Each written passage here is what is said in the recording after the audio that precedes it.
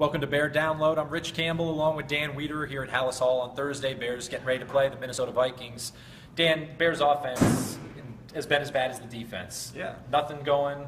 They came out of the bye week attempting to establish a run-pass balance. They did not achieve against Green Bay. What do you think they need to do to get it rolling on Sunday? I mean, the greatest question that there is here at Hallis Hall right now is why is the offense so unproductive? You look back at the first half of the last 3 games, all losses, and the Bears have had 18 possessions and scored 7 points. That's bad. Clearly, they have more talent on this team than 7 points on 18 possessions.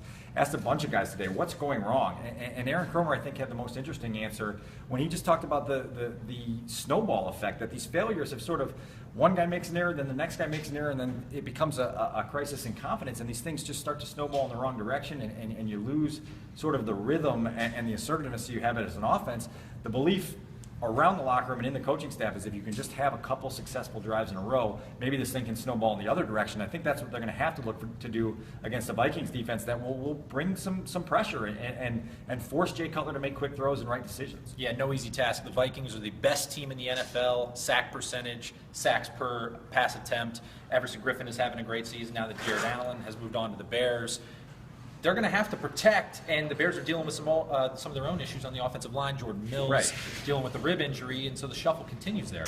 Yeah, and the Bears don't want to come out and say that lack of sort of continuity and understanding on the offensive line has hurt them. They've shuffled a lot of pieces around the season, and certainly that's one factor in some of the struggles they've had. No question. And Jay Cutler was asked if he trusts the guys he has in front of him, and he says he has to. Now, whether he truly believes that when he drops back to pass and whether he says it at a podium on Thursday are two different things. So we'll see what happens when they're faced with a lot of different looks. The Vikings bring a lot of different fronts, and they'll bring their two linebackers into the A-gap and make you try to figure out who's blitzing, who's dropping into coverage. And you got to, Jay said today, basically pick a side and know where you're going with the football and get rid of it quickly so you're not standing back there and getting teed off on all day. Yeah, and one thing the Bears can look at is last year's season opener against Cincinnati. Mike Zimmer was the coordinator of that Bengals defense, and the Bears win, and the Bears obviously face the Vikings' first-year head coach on Sunday. Yeah, and if, as we expect, Marquise Wilson is activated and ready to go on Sunday, I think the Bears feel like they can get some new energy out of a guy who's obviously been itching to get back on the field.